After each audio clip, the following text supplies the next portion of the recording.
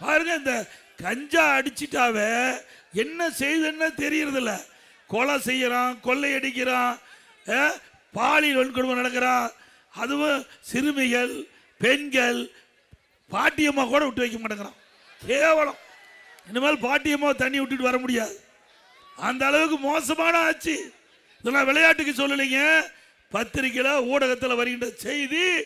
பாதிக்கப்பட்டவர்கள் சிறுமிகள், பெண்கள், வயது முதிர்ந்த பெண்கள். இப்படிப்பட்ட ஆட்சி தொடர வேண்டுமா?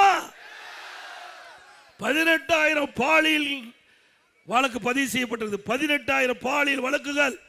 பெண்கள் பாதிக்கப்பட்டிருக்கிறாங்க.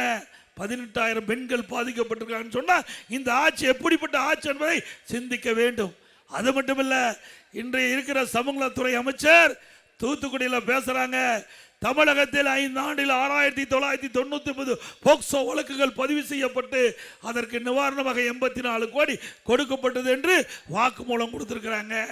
6,999 போக்சோ வழக்குனா சிறுமிகள், 8 வயசுக்கு கீழே இருக்கிற சிறுமிகள் பாலியல் சீண்டலுக்கு உட்பட்டிருக்கிறாங்க. அப்படின்னா இந்த ஆட்சி எவ்வளவு மோசமான ஆட்சி! இந்த ஆட்சி மீண்டும் வேணுமா?